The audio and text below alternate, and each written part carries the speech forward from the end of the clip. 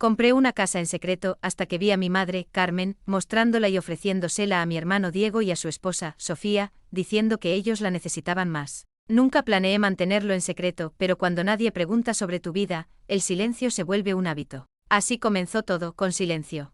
Luego se volvió mío, todo mío. Compré la casa con el dinero que había estado ahorrando en silencio durante años, más la herencia de mi abuela Rosa, que había mantenido intacta en una cuenta separada. Mientras mis hermanos aceptaban ayuda como si fuera su derecho de nacimiento, yo trabajaba hasta tarde limpiando dientes y pasaba los fines de semana fotografiando bodas, graduaciones, familias que no conocía.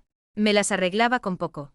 Aprendí a hacer arroz de 10 maneras diferentes. Dije que no a todo lo divertido, indulgente, espontáneo. No había una red de seguridad esperándome, solo disciplina, agotamiento y el pensamiento silencioso. Tal vez algún día esto valdrá la pena. La casa no era glamorosa. Era un pequeño bungalow de 2 habitaciones en un barrio antiguo, con escaleras que crujían y papel tapiz de otra década. Pero en el momento en que la vi, lo supe. No se trataba de la casa en sí, sino de lo que representaba, algo que construí por mi cuenta, algo que nadie me dio. No le dije a mi familia, no porque quisiera venganza o poder, sino porque ya sabía cómo sería. Mi madre, Carmen, frunciría el ceño y preguntaría, ¿sola? Mi hermano Diego se reiría, como si fuera algo tierno. Mi padre, Manuel, lo sentiría como si hubiera hecho algo tolerable, pero poco impresionante. Siempre me veían como la que no necesitaba mucho, la callada, la que se las arregla. Eso es lo que hace la gente cuando no pides ayuda, asumen que no necesitas nada. Por un tiempo mantenerlo en secreto se sintió como seguridad. Dormí en un colchón en el piso, rodeada de cajas y latas de pintura. Arreglé la fuga debajo del fregadero de la cocina yo misma, después de ver 6 tutoriales. Pinté cada habitación lentamente con cuidado. Elegí iluminación suave, tonos de madera cálidos. Todo lo que tocaba se sentía como una pequeña rebelión. No había nadie que criticara mis decisiones, nadie que preguntara por qué pinté el dormitorio de un verde oliva oscuro, nadie que sugiriera deshacerme del espejo antiguo desigual, nadie que me recordara que seguía soltera, como si fuera un problema que resolver. Por primera vez tenía un espacio que me reflejaba, no lo que otros esperaban de mí. Aún tenía mi apartamento cerca del trabajo, lo que me daba una excusa para no decir nada. Les dije a mis compañeros de trabajo que estaba ayudando a una amiga a rehacer una casa. Eso era parcialmente cierto. La amiga era yo. La casa era mía, mi secreto. Cada momento libre que tenía estaba allí.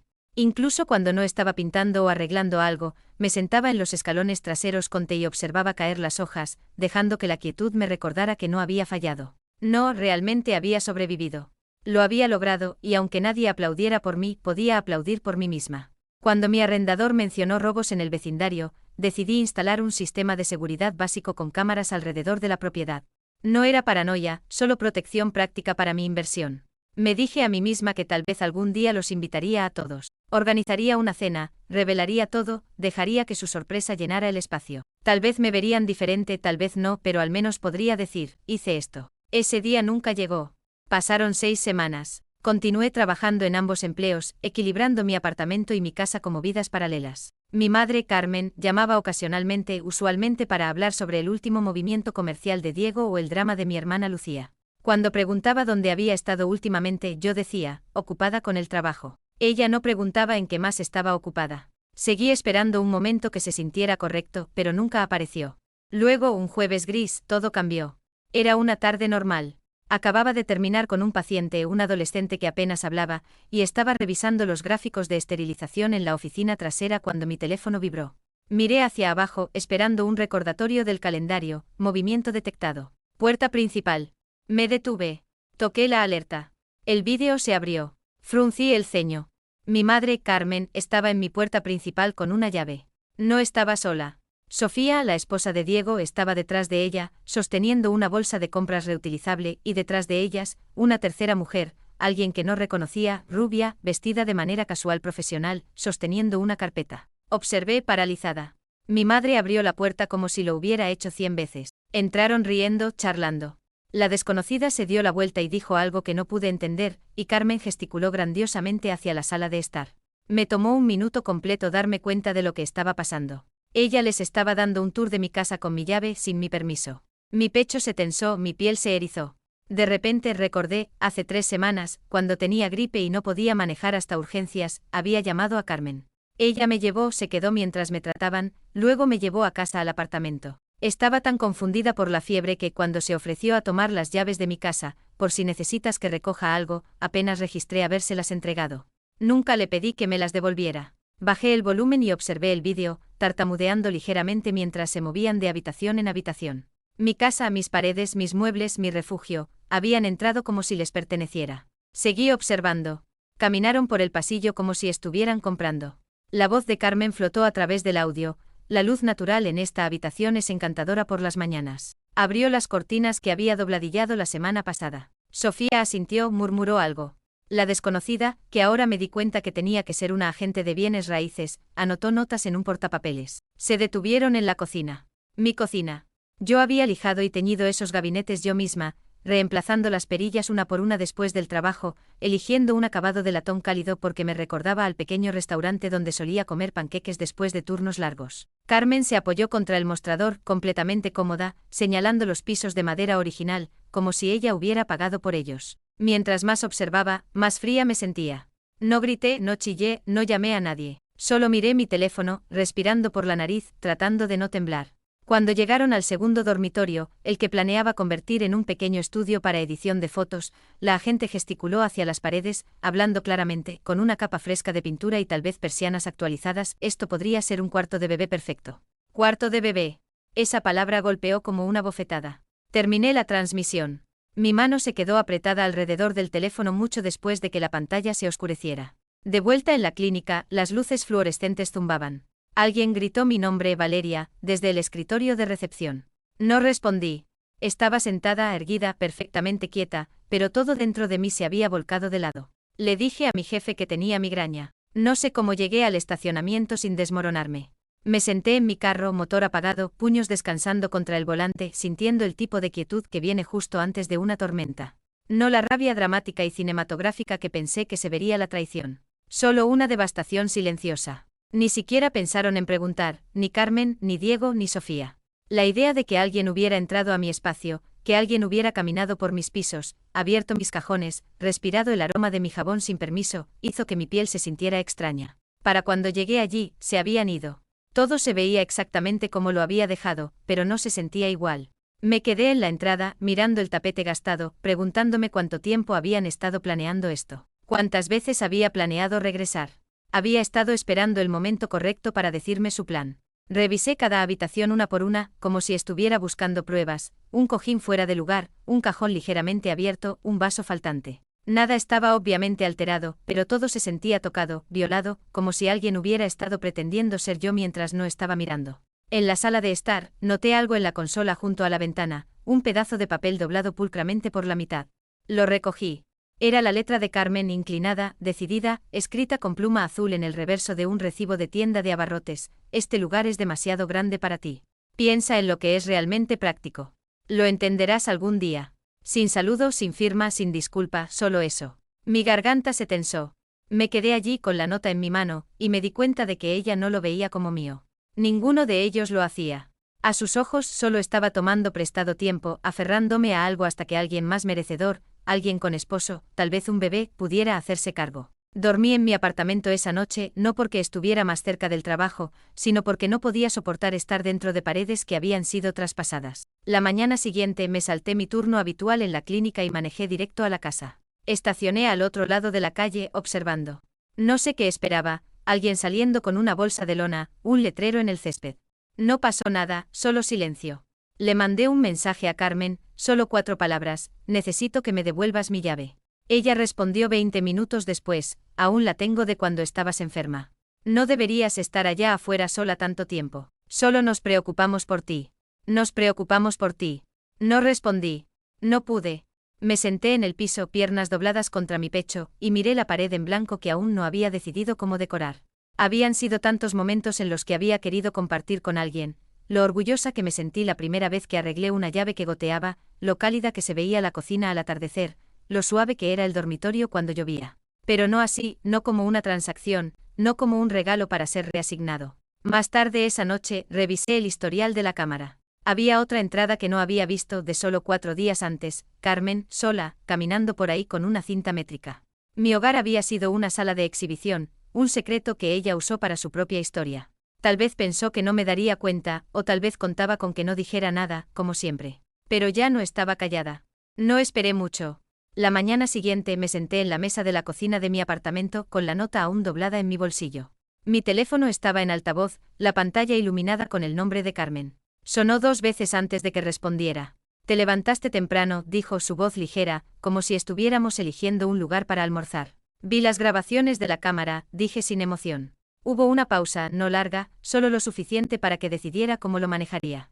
«Oh», dijo, «me imaginé que podrías eventualmente. Usaste una llave que te di para una emergencia, entraste a mi casa sin permiso, trajiste gente contigo y dejaste una nota». Un suspiro del tipo que siempre venía justo antes de los viajes de culpa.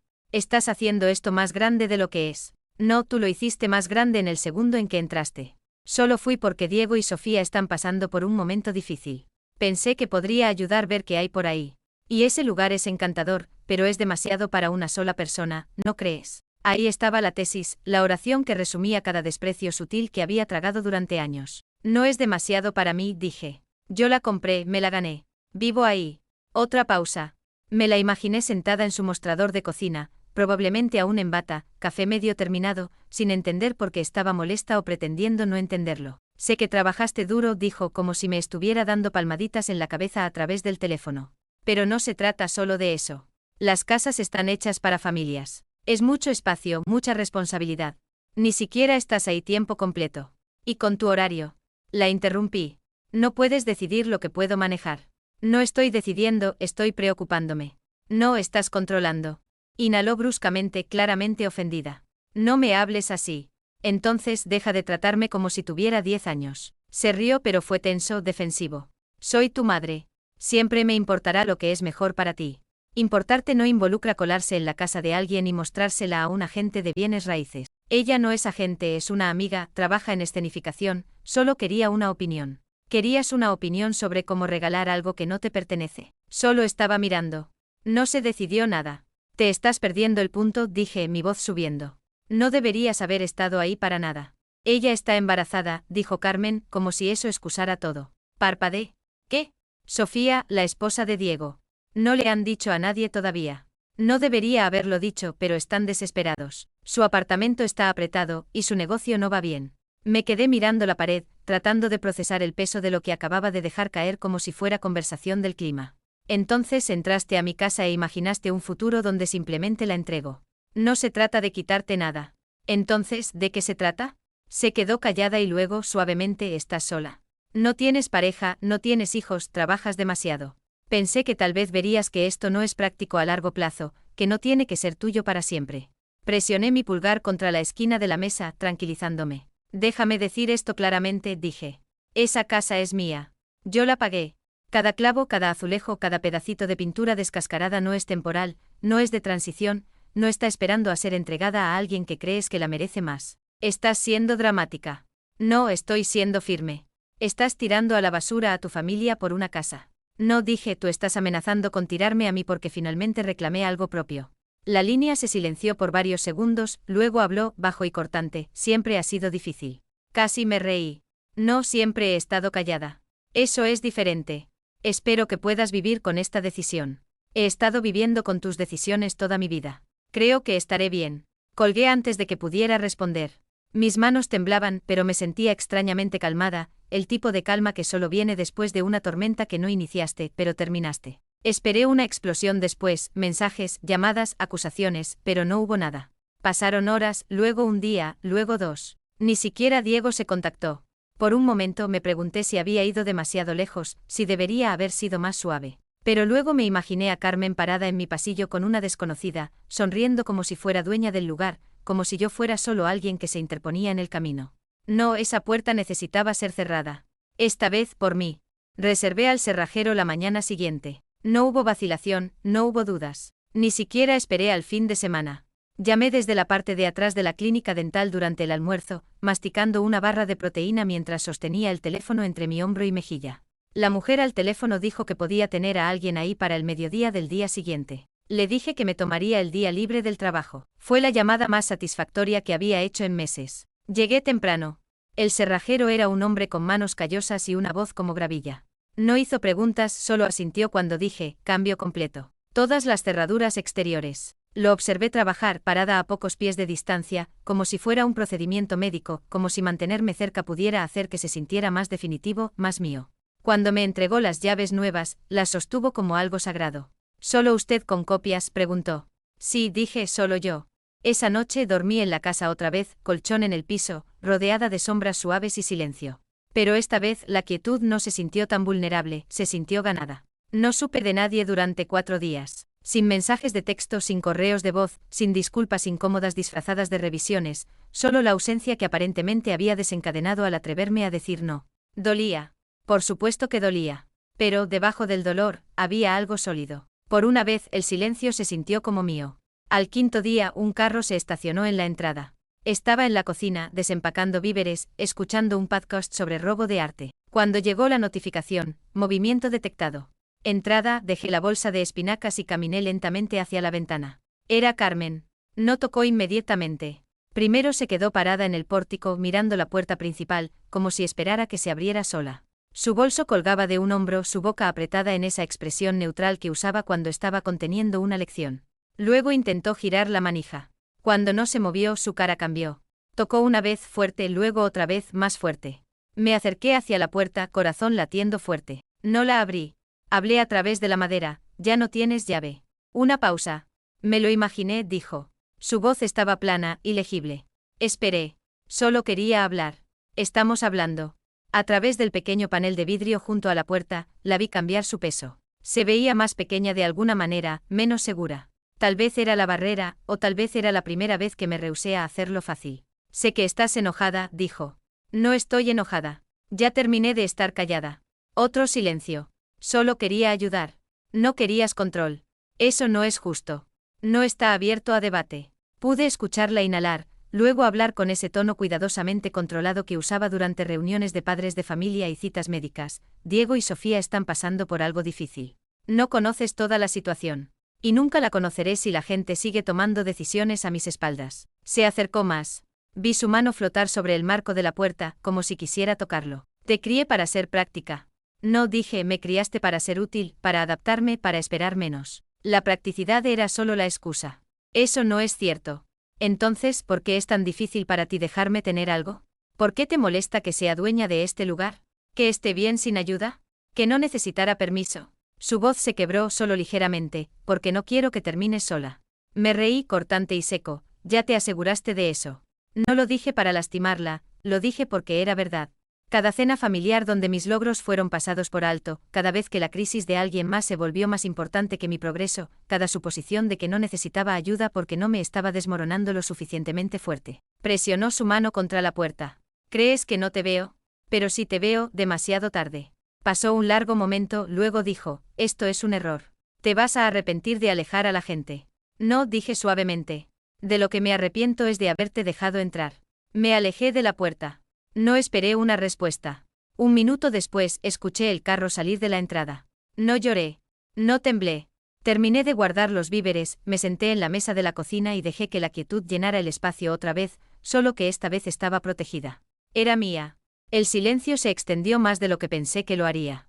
Al principio se sintió como paz. Seguí esperando otro toque, otro correo de voz, otra demanda disfrazada de preocupación, pero los días pasaron silenciosamente sin mensajes de Carmen, sin visitas no anunciadas, solo quietud. Y luego, lentamente, comenzaron los mensajes superficiales. Diego envió el primero, 2 semanas después. Oye, mamá sigue bastante molesta. Tal vez la contactes. Unos días después, otro, sin juicio. Solo digo, esto no vale la pena explotar la familia. Piénsalo. No respondí. Luego Lucía se unió con una captura de pantalla de un guisado que había hecho. Extraño las cenas familiares. Nos olvidamos de todo. Cada mensaje era como una piedrita tirada a una ventana que acababa de sellar. No lo suficiente para romper algo, solo lo suficiente para recordarme que todavía estaban afuera, esperando que regresara arrastrándome por las grietas. Nadie preguntó cómo estaba. Nadie dijo, eso estuvo mal de su parte. Nadie se preguntó por qué me había sentido tan acorralada. Solo querían que deshiciera el desastre que yo no creé. Así que me mantuve callada. En la casa me encontré fregando zócalos que no necesitaban ser fregados, reorganizando los cajones de la cocina, doblando y redoblando toallas. Reemplacé el timbre. Instalé cortinas opacas en el dormitorio. Ordené marcos para fotos que había tomado, pero nunca impreso. Las colgué en el pasillo: amaneceres, calles neblinosas, gatos callejeros, imágenes que se sentían como prueba de una vida que había construido sin aplausos. Algunos días me sentía orgullosa, otros me sentía como una extraña en mi propia piel. Porque la verdad es que incluso cuando eliges la distancia, no significa que dejes de querer ser elegida.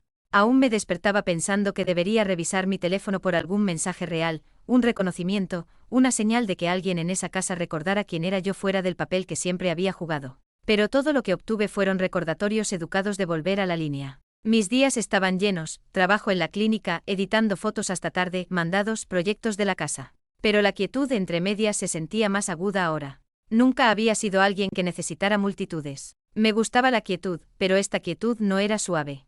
Hacía eco. A veces me pillaba ensayando conversaciones en voz alta, imaginando qué diría si realmente se disculparan, qué diría si no lo hacían, qué haría si Carmen apareciera otra vez. Nunca llegué a nada satisfactorio. Una noche, después de un día largo fotografiando una pareja que no podía parar de pelear entre poses, llegué a casa y me quedé parada en la sala de estar por mucho tiempo, sin encender las luces. La casa estaba silenciosa, tenue, familiar, y por primera vez se sintió pesada. Me senté en el sofá y traté de recordar la última vez que me había reído con alguien en esta habitación. La última vez que alguien se sentó frente a mí solo para hablar, no para tomar, no para arreglar, solo para estar ahí. El pensamiento me presionó, lento y sofocante. No era que me arrepintiera de lo que había hecho. No me arrepentía, pero tener razón no te impide sentirte sola. Esa noche dormí con la luz del pasillo encendida, solo una bombilla, un pequeño desafío contra la oscuridad. En la mañana hice café fuerte, me puse una sudadera y llevé mi cámara al patio. El jardín estaba medio preparado, tierra removida, pero sin plantas aún. Me arrodillé y comencé a quitar malezas a mano, una por una, dedos fríos en el aire matutino. No se trataba de las malezas, se trataba de tomar control de lo que podía. La casa se había vuelto mi espejo, fuerte sin terminar, marcada por el esfuerzo. Pero incluso los espejos necesitan luz para reflejar algo. Estaba comenzando a darme cuenta de que no podía hacer todo en aislamiento. No para siempre, pero tampoco quería conexión falsa. Si alguien iba a entrar a esta casa otra vez, tenía que ser alguien que me viera, no alguien que me mirara de soslayo para imaginar porque podía ser intercambiada. Los mensajes de Diego y Lucía pararon después de que no respondí por una semana. No los extrañé exactamente. Extrañé lo que podrían haber sido, lo que podríamos haber sido si alguna vez realmente hubieran hecho espacio para que yo fuera más que la que se queda callada, que se las arregla, que desaparece cuando es conveniente. Comencé a dormir tiempo completo en la casa después de que mi contrato de arrendamiento terminó. Una noche, mientras me senté en los escalones traseros bebiendo té, el aire se volvió fresco y cortante. Miré hacia arriba y observé el cielo cambiar. La luna estaba casi llena. Susurré en la oscuridad: no estás loca por querer más. Se sintió extraño al principio, luego firme. Lo dije otra vez, más fuerte esta vez: no estás loca por querer más. Y por una vez el silencio que respondió no dolió, estuvo de acuerdo. Elena apareció un jueves, 3 semanas después, sin avisar, sosteniendo una bolsa de víveres en un brazo y una botella de vino tinto en el otro. Abrí la puerta aún usando mis guantes de limpieza, un AirPod puesto, música tarareando suavemente en mi oído derecho. Le pestañeé. No mandaste mensaje, dije. Levantó una ceja. No has respondido un mensaje en casi un mes. Me imaginé que habías olvidado cómo funcionan las puertas. No lo hice. Levantó la bolsa. Traje comida. No tenía sentido discutir. Pasó junto a mí como si fuera dueña del lugar, lo que era lo más cercano a comodidad que tenía últimamente. Cerré la puerta detrás de ella y me quité los guantes. En la cocina comenzó a desempacar: galletas, queso suave, uvas, un contenedor de algo caliente que olía a ajo asado. Me apoyé contra el mostrador, brazos cruzados, observándola. Entonces dijo cortando el papel de la botella de vino: ¿quieres decirme qué está pasando, o deberíamos comer primero y pretender que estás totalmente bien? Estoy bien. Me lanzó una mirada. Por favor, te conozco desde antes de que supieras que era el corrector. No estás bien. Suspiré. Pasé una mano por mi cabello y tomé 2 vasos. Nos sentamos en la mesa pequeña junto a la ventana, la que había lijado y teñido yo misma, las patas aún un poco disparejas. Ella sirvió el vino, empujó una servilleta hacia mí y esperó. Se los dije. Finalmente dije: sobre la casa. Más o menos. Se metió una uva en la boca. Define más o menos. Se enteraron. Carmen se metió. Dio un tour, dejó una nota diciéndome que pensara de manera práctica. Sus ojos se agrandaron. Espera, ¿entró adentro? ¿Cómo tenía una llave? Se la di cuando estaba enferma el mes pasado. Se me olvidó pedírsela de vuelta. Puso su vaso más fuerte de lo necesario. Eso es una locura. Lo sé. ¿Y luego qué? La confronté. Dijo que la casa era demasiado para alguien soltera. Se la estaba mostrando a Diego y Sofía. Están esperando. Su cara se torció. Entonces estaba reasignando tu vida. Asentí. Exactamente. Se recostó en su silla, mirándome como si fuera un rompecabezas sin resolver. ¿Y qué hiciste? Cambié las cerraduras. Dejé de responder. Le dije que había cruzado una línea. Esa no es solo una línea, dijo. Eso es toda tu frontera destruida con una palanca. Dejé que el silencio se asentara entre nosotras, roto solo por el crujido suave de las paredes y el tic-tac del reloj sobre el fregadero. ¿Te arrepientes?, preguntó suavemente. ¿De qué? ¿De la casa? No, de plantarte ante ellos. Tomé un sorbo de vino y miré la veta en la mesa. A veces me pregunto si valió la pena el silencio, pero luego recuerdo cómo se veía cuando caminó por mi puerta como si fuera suya. Y sé que no podía quedarme callada esta vez. Asintió lentamente. No deberías tener que hacerlo. Pero lo hice por años, y a ellos les gustaba así. Partió un pedazo de pan y lo sumergió en el contenedor. Lo entiendo, en serio. Pero, ¿es esto lo que querías? Una casa que nadie visita, una familia que no te hablará a menos que te disculpes. Es lo que necesitaba. Estaba cansada de encogerme para hacer espacio para todos los demás. ¿Y ahora que te has expandido, hay espacio para alguien más? La pregunta me golpeó más fuerte de lo que esperaba. Tragué. No lo sé. Inclinó la cabeza. No tienes que ser invisible o intocable. Hay espacio en el medio. No sé si ellos merecen ese espacio. Probablemente no lo merecen, dijo sin perder el ritmo. Pero tú sí mereces conexión. Conexión real. No del tipo que viene con condiciones o llaves hechas a tus espaldas. Miré alrededor de la cocina, la iluminación que había elegido, las paredes que había pintado, el silencio que había curado tan cuidadosamente. Quería que esto fuera mío, dije sin necesitar el permiso de nadie. Es tuyo, dijo, pero ser propietaria no significa aislamiento. No respondí. Terminamos de comer en silencio, no incómodo, solo lleno de pensamientos. Después nos movimos al sofá. Elena dobló sus piernas debajo de ella, bebiendo el último del vino. Me senté a su lado, pies planos en la alfombra, manos descansando en mis rodillas. Eres fuerte, dijo gentilmente. Pero no tienes que estar sola para probarlo. Cerré los ojos. Solo que no sé cómo estar en el medio. Siempre fue o estar callada y aceptada, o hablar y ser excluida. Descansó su cabeza contra mi hombro. Tal vez esto es el comienzo de algo diferente, algo donde tú decides quién entra y quién no. Esa noche, después de que Elena se fue, me senté junto a la puerta principal por mucho tiempo. No revisé las cámaras, no revisé mi teléfono, solo escuché la quietud y me pregunté, si dejo que alguien regrese, ¿reconocería el sonido de la pertenencia real? No estaba segura, pero por primera vez quería averiguarlo. Sofía me mandó un mensaje un lunes, 5 semanas después de la última visita de Carmen. Solo un mensaje corto, ¿podemos hablar? Solo tú y yo, por favor. Miré la pantalla por un minuto completo. No había sabido de ella desde la última cena grupal, semanas antes del incidente de la casa. Había estado callada durante la crisis, sin mensajes, sin defensas, sin acusaciones, solo silencio. Ahora esto. Pensé en ignorarlo, en dejar que la conversación muriera antes de comenzar, pero algo en la redacción, solo tú y yo, cayó diferente. Respondí, mañana 5 en la casa. Apareció justo a tiempo. No llevaba maquillaje, sin cabello perfecto, sin atuendo curado, solo jeans, tenis y un suéter gris suelto que la hacía ver más pequeña de lo usual. Abrí la puerta antes de que tocara. Hola, dijo cuidadosamente. Me hice a un lado y la dejé entrar. Caminó lentamente mirando alrededor, como si no estuviera segura de si era bienvenida. Gesticulé hacia la cocina, y me siguió. Le ofrecí té. Asintió. Nos sentamos. Por un momento ninguna de nosotras habló. Miró hacia abajo a sus manos, jugueteando con las mangas de su suéter. Esperé. Finalmente respiró hondo. No sabía que iba a hacer eso, dijo silenciosamente. Traer a alguien. La mujer de escenificación. No respondí. Continuó, le pedí ayuda. Esa parte es cierta, pero no así. Nunca le pedí que tomara tu casa. La miré. Su cara estaba pálida, ojos cansados, sin actuación.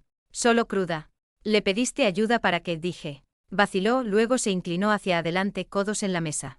No nos está yendo tan bien como parece, dijo.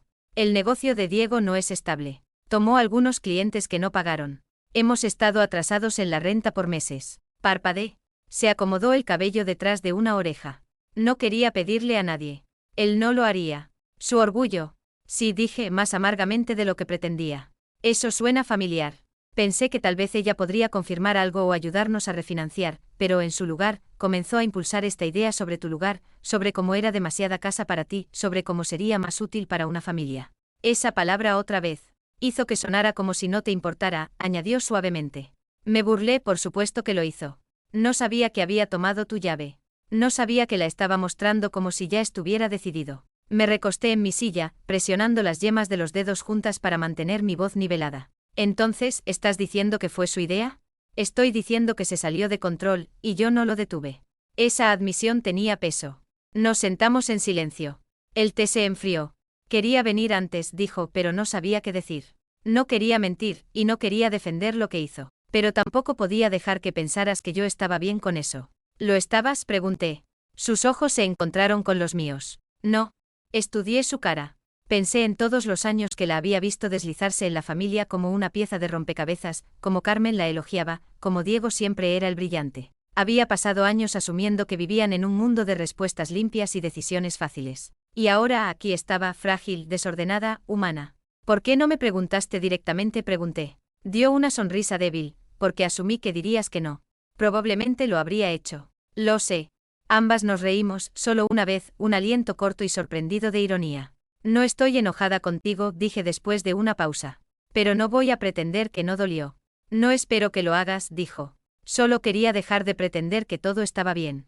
El sol se estaba ocultando afuera, rayas de naranja cortando el piso. La casa se sintió quieta otra vez, pero no vacía. Se levantó lentamente.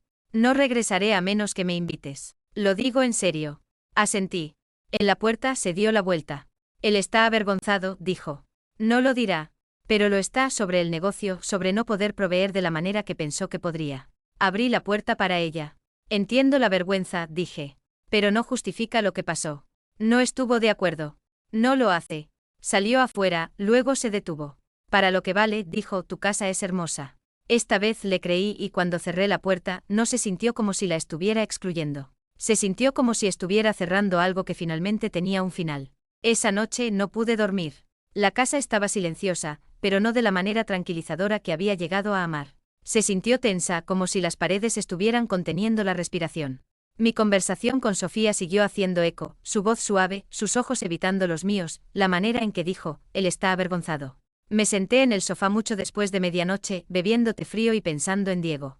Mi hermano, el que siempre había sabido exactamente cómo moverse por el mundo de una manera que yo no sabía, encantador, ruidoso cuando le servía, callado cuando no, el que nunca tuvo que pedir 2 veces por nada, el que de alguna manera siempre tenía más espacio que el resto de nosotros. Me di cuenta de algo esa noche. Había pasado tanto tiempo resentida de lo fácil que él recibía las cosas, que nunca me había detenido a preguntarme qué podría estar escondiendo detrás de esa facilidad. No hacía lo que pasó correcto, pero hacía más difícil convertirlo en un villano plano. Aún así, eso no significaba que quisiera perdonar, solo significaba que ya no podía ignorar los matices. La mañana siguiente caminé al segundo dormitorio, mi casi estudio, y me paré en el medio del piso. La luz pálida era suave y pareja, justo como había imaginado cuando pinté las paredes por primera vez. Miré el espacio pensando en lo cerca que estuve de perderlo sin siquiera darme cuenta. Nunca me habían visto como permanente. Eso era lo que dolía. No solo que quisieran la casa, sino que pensaran que me haría a un lado, que me mudaría calladamente como siempre me había apartado del camino, del conflicto, de la atención, de la herencia. Y Carmen, Dios, me golpeó entonces de una manera que no había sido antes. Probablemente pensó que estaba ayudando. Por retorcido que fuera, no pensó que estaba robando. Pensó que estaba corrigiendo un error. Una casa a mi nombre se sentía como una mala asignación de recursos para ella, algo antinatural, algo que arreglar antes de que se saliera de control.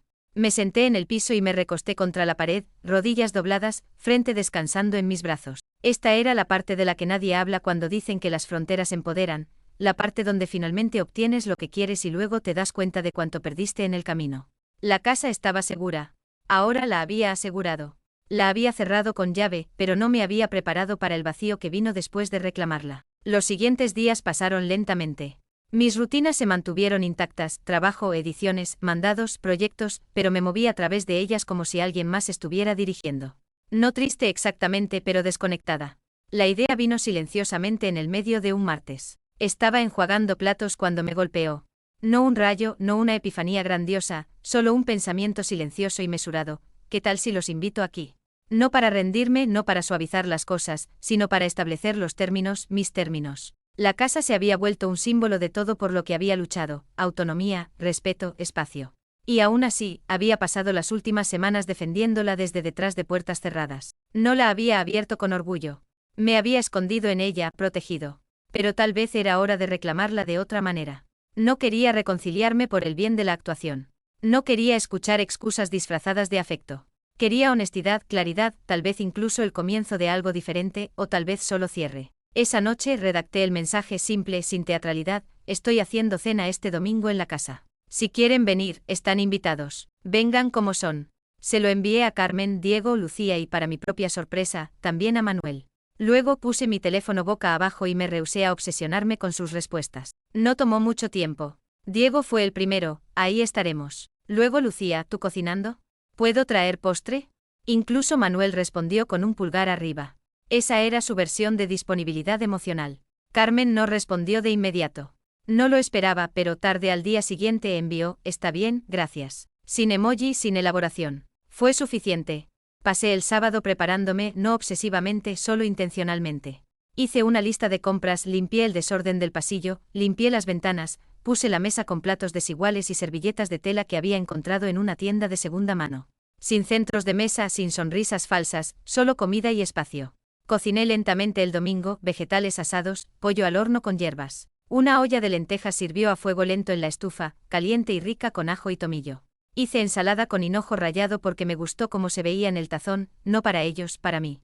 A las 5:57 un carro se estacionó. Respiré profundo y abrí la puerta antes de que tocaran. Diego entró primero, sosteniendo una botella de vino. Sofía lo siguió, mirando alrededor, como si no hubiera visto el lugar de día. Lucía vino después, usando demasiado perfume y cargando una caja de pastelería con un listón. Manuel entró calladamente, manos en los bolsillos de su chaqueta. Carmen fue la última. Vaciló en el umbral. Me encontré con sus ojos. Luego me hice a un lado. Entra, dije calmada, pareja. Entró sin una palabra. La casa se llenó lentamente, zapatos junto a la puerta, chaquetas en ganchos. Diego vagó por la sala de estar, murmurando: ¿hiciste todo esto tú misma? Su voz no llevaba el filo usual. Lucía pasó sus dedos a lo largo del alféizar y dijo: este color de pintura es perfecto. Solo asentí. Nos sentamos en la mesa mientras el sol se ocultaba. La iluminación era suave, cálida. Serví agua en vasos desiguales y pasé platos alrededor, sin discursos, sin tensión aún. Comimos. Diego preguntó sobre la nueva cámara que había comprado. Lucía mostró una foto del bebé de una amiga. Manuel no dijo nada, pero siguió alcanzando más lentejas. Incluso Carmen comentó que el pollo estaba bien balanceado, lo que eso significara. No lo apuré. Por primera vez, no me sentí como si estuviera siendo anfitriona para ganar aprobación. No me estaba encogiendo para hacer que cupieran en la habitación. Había construido este espacio, y ahora estaban sentados dentro de él, en mis términos. Después de la cena, les di un tour del tipo apropiado. Esta es la habitación de huéspedes, dije. Las paredes tomaron 3 capas. En la cocina, señalé los estantes abiertos, colgué esos yo misma. 2 veces, en realidad, la primera vez no estaban nivelados. Sonrieron, asintieron. Nadie interrumpió. Nadie trató de corregirme. En el dormitorio, Lucía susurró: se siente tan calmado aquí. Lo es, dije. Al final del tour, regresamos a la sala de estar. Sofía se ofreció a ayudar con los platos. Decliné. Quería hacerlo sola después, en mi tiempo. Se quedaron por un rato, más tiempo del que esperé. Nadie mencionó el incidente. Nadie se disculpó. Pero hubo un cambio pequeño, innegable, un reconocimiento suave en el aire. Cuando se levantaron para irse, Carmen se quedó cerca de la puerta. Me miró, no por encima de mí. Su expresión era ilegible, pero su voz era baja: pareja, has hecho algo hermoso. Asentí. Gracias. Abrió la boca como si fuera a decir más, pero luego solo apretó mi mano una vez, ligeramente, y salió. Me quedé en la puerta por un momento largo después de que se cerró. No porque no estuviera segura, sino porque lo estaba.